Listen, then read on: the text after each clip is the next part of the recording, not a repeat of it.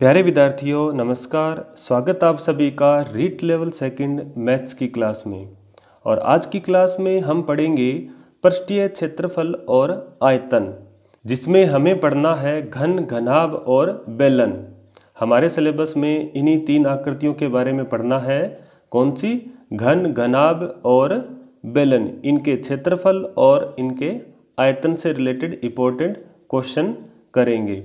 तो जैसा आप अपनी स्क्रीन पे देख पा रहे हैं कुछ अभ्यास प्रश्न, तो आप भी इन क्वेश्चनों को बना के देखिए, वीडियो को रोककर और क्वेश्चनों को देखिए करके। तो चलिए स्टार्ट करते हैं। Question number 2। क्वेश्चन नंबर 2 देखिएगा, उस घन का आयतन क्या होगा जिसके विकिरण की माप 4√3 सेंटीमीटर है। तो अब देखिएगा, घन का विकिरण दे रखा है हमें कितना। घन का विकिरण है 4√3 सेंटीमीटर। तो हम जानते हैं घन का जो विकिरण होता है वो क्या होता है, √3 गुणा भुजा।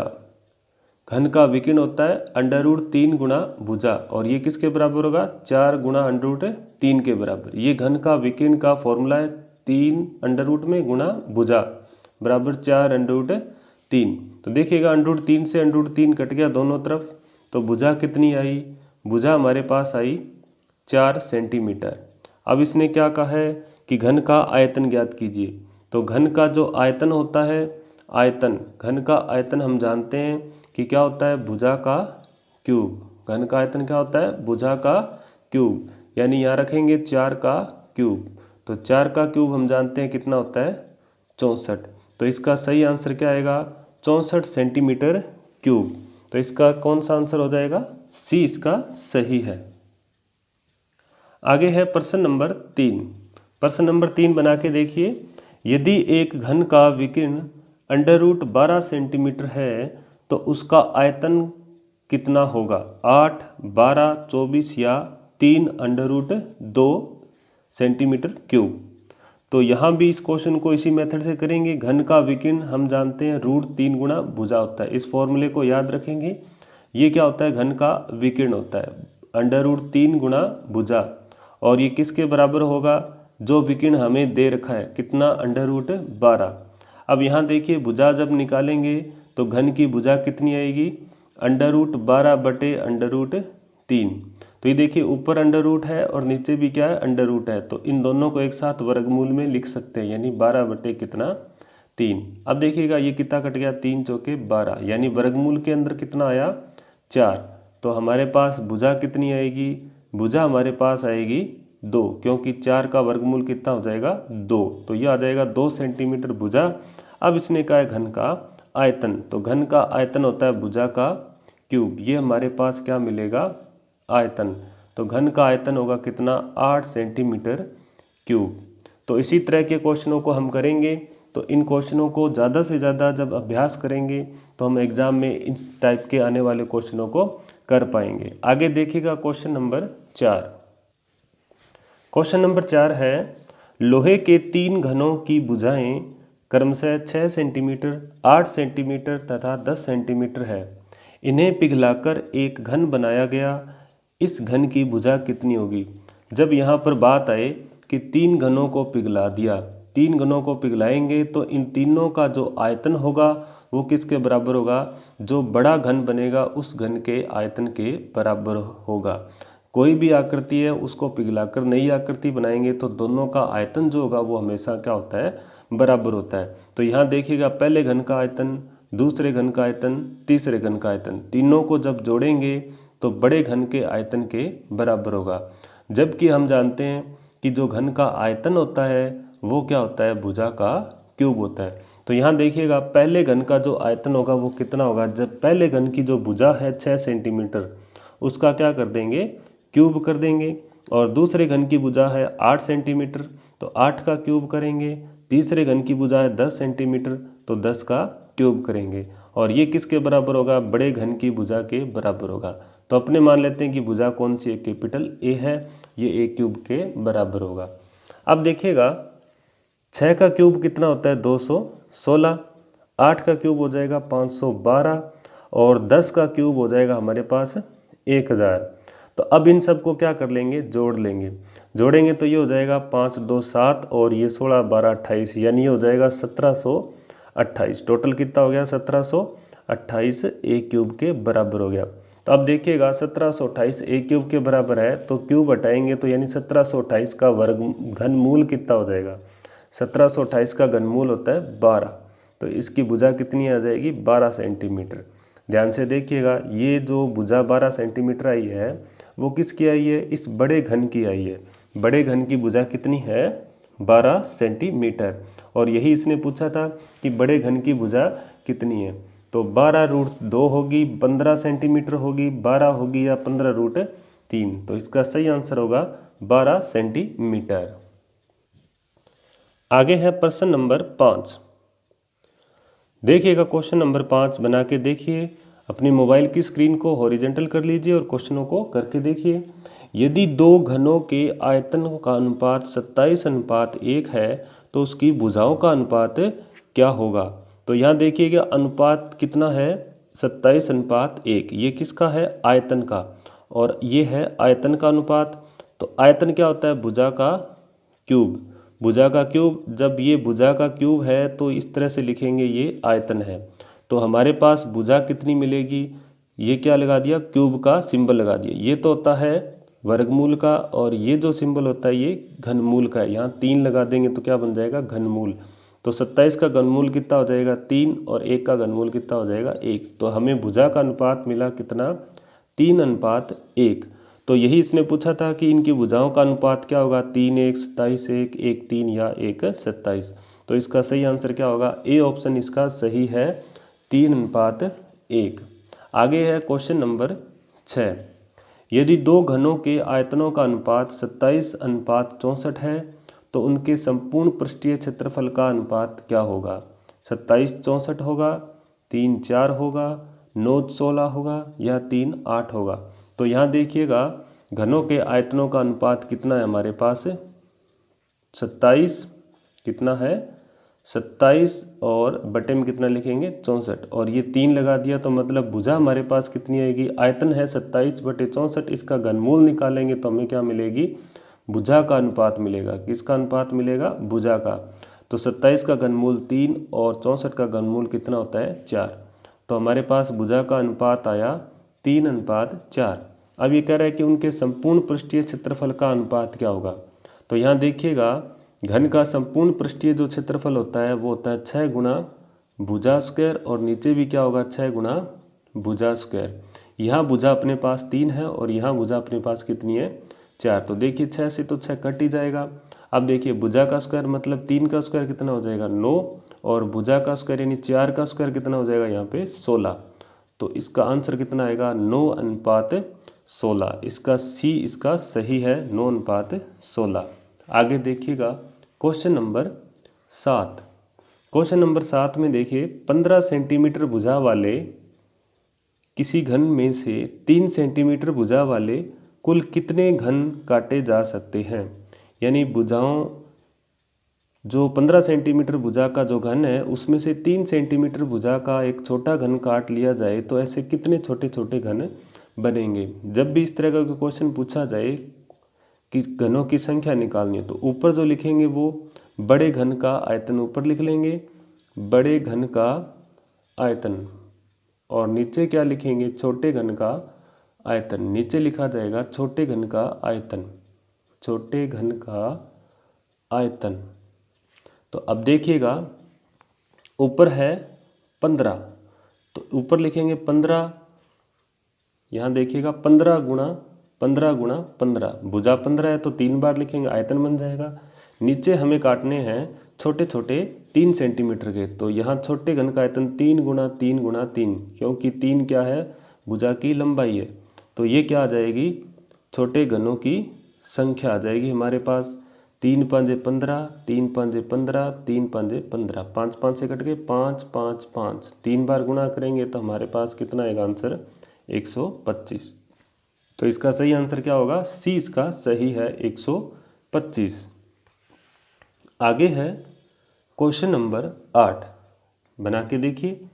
5 सेंटीमीटर किनारे वाले एक घन को 1 सेंटीमीटर किनारे वाले घनों में काटा जाता है।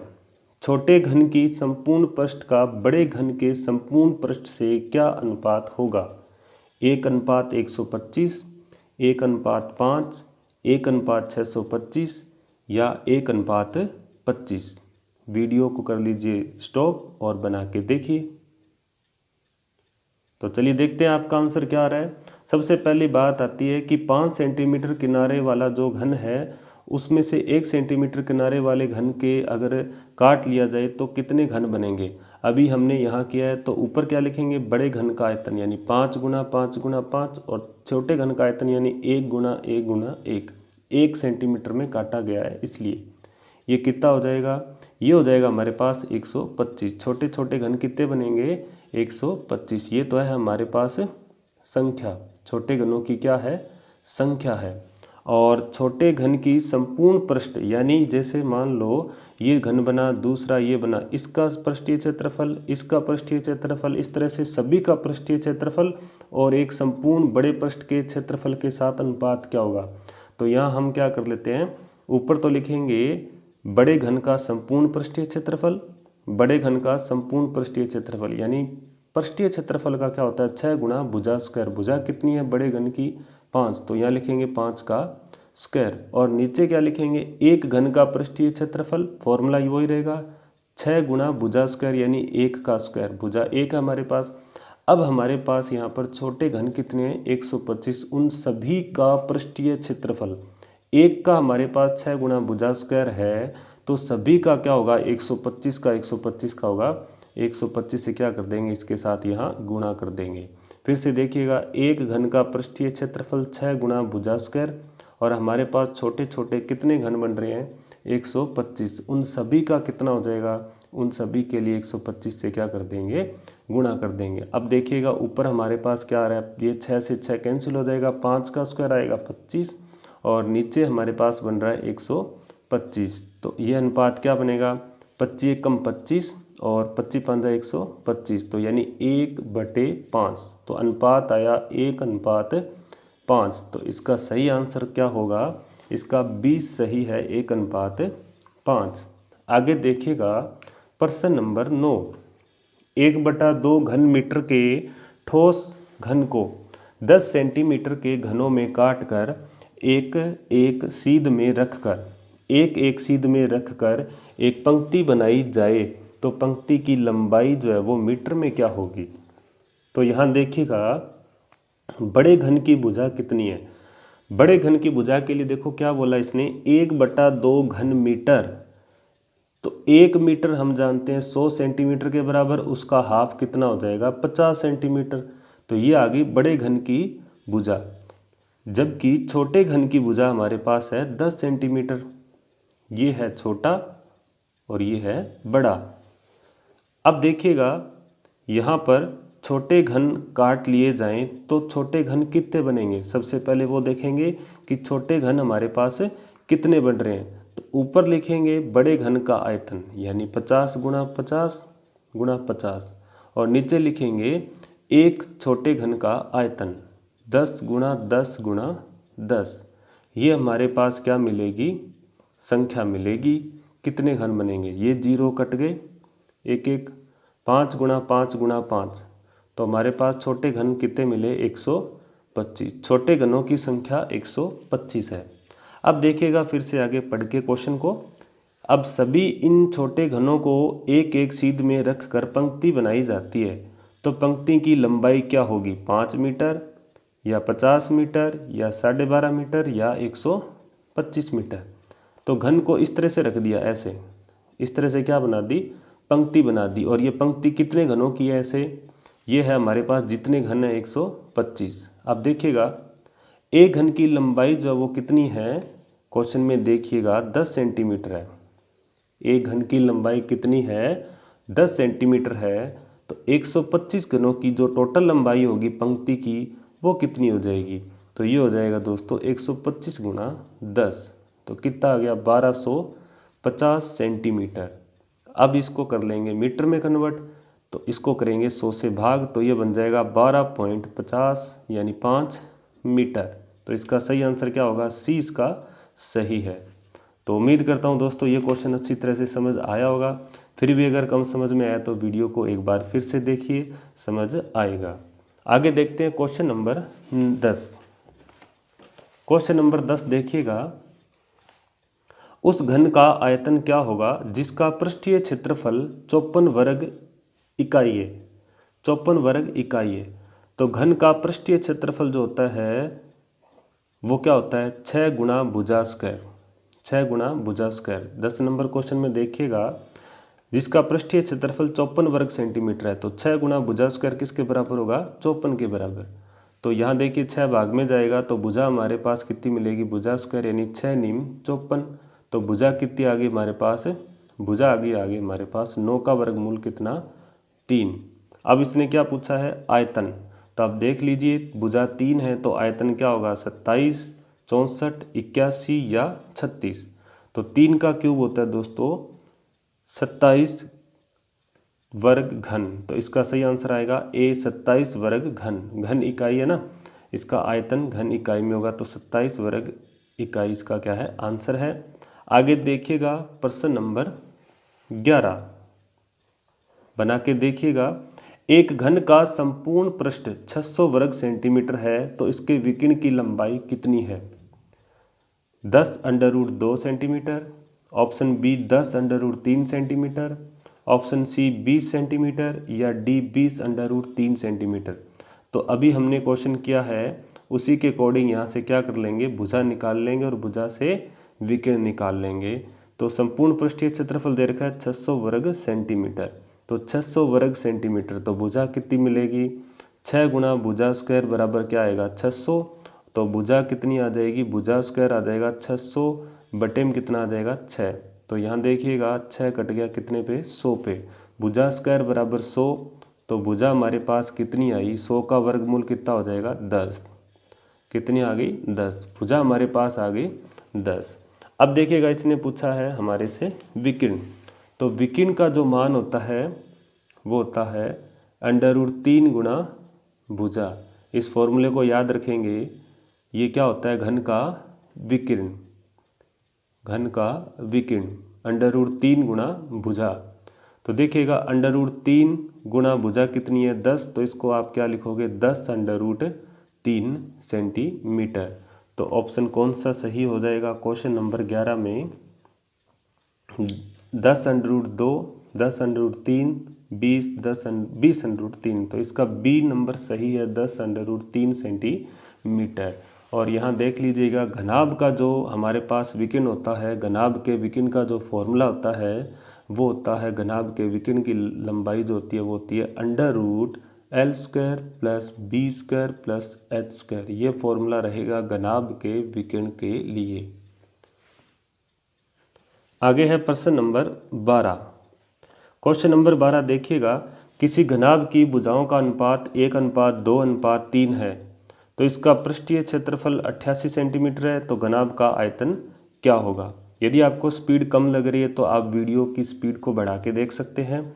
देखिएगा घनाभ की भुजाओं का अनुपात दे रखा है 1:2:3। तो इसको मान सकते हो आप 1:2:3:1 और इसको 2x और इसको ले सकते हो आप 3x। तो ये होगी भुजा x, 2x और 3x।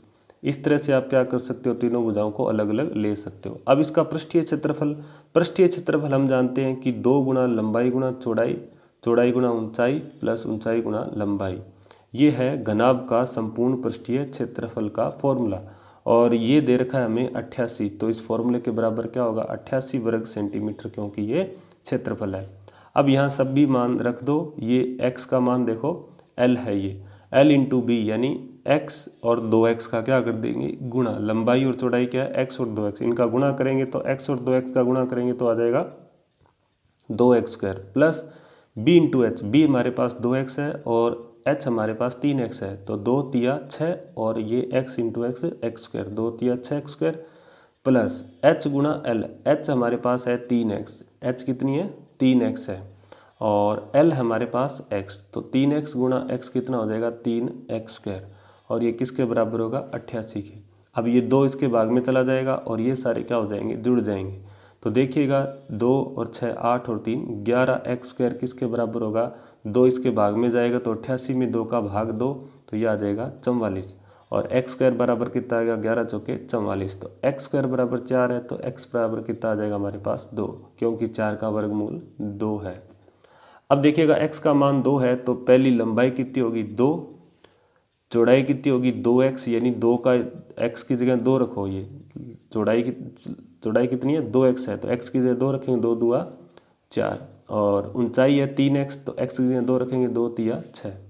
तो ये आ गई हमारे पास लंबाई, चौड़ाई और ऊंचाई। अब इसने कहा है घनाभ का आयतन, तो अब बिल्कुल आप निकाल लोगे आयतन क्या होगा। घनाभ का आयतन होता है लंबाई गुणा चौड़ाई गुणा ऊंचाई। तो ये हो जाएगा 2 गुणा 4 गुणा 6, 2 गुणा 4 गुणा 6, 4 दुआ 8, 8 छिके 48। तो ये आ जाएगा 48 सेंटीमीटर क्यूब। इसका आंसर सी इसका सही है। आगे देखिएगा क्वेश्चन नंबर 13, बहुत अच्छा क्वेश्चन है। एक घन के प्रत्येक किनारे को 20% बढ़ा दिया जाए तो उसके पृष्ठीय क्षेत्रफल व आयतन में वृद्धि क्या होगी। पृष्ठीय क्षेत्रफल व आयतन में वृद्धि क्या होगी। तो आप मान के चलो कि पहले जो भुजा है वो 100% है, पहले जो भुजा है वो कितनी है 100% है। तो इस भुजा को जब आप 20% बढ़ा दोगे तो ये कितनी हो जाएगी 120% हो जाएगी।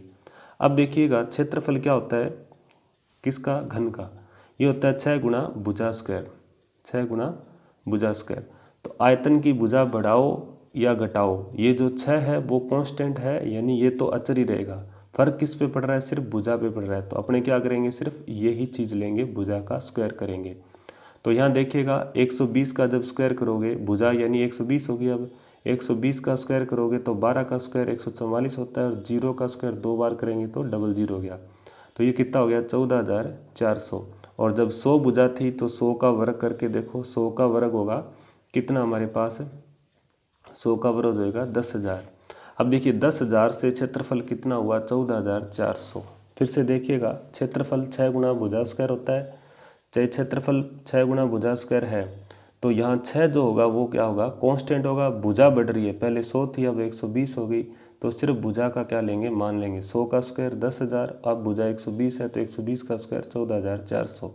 10,000 से 14,400 हुआ कितना बड़ा, कितना बड़ा दोस्तों, ये बड़ा 14,400। 14,400 कितने पे बढ़ा, 10,000 पे बढ़ा, गुणा कितना कर देंगे 100, ये निकाल लिया प्रतिशत में। अब देखिएगा ये 2 जीरो ऊपर वाले इससे कट गए और ये 2 जीरो नीचे इससे कट गए, तो 144 हो गया। कितना बढ़ा 144। तो पहले 100% था, अब कितना बढ़ गया 144। तो कितना वृद्धि हुई, कितने की वृद्धि हुई 44 की क्या होगी वृद्धि हो गई। तो पहले 100 था, अब कितना हो गया 144%। ये 144% हो गया, पहले 100% था अपने आप में, ठीक है। तो अब कितना हो गया 144। तो कितने की वृद्धि होगी 44% की, या क्या होगी वृद्धि होगी। तो इसके आंसर देखिएगा क्या आ रहा है, सी इसमें सही मिल रहा है 44%।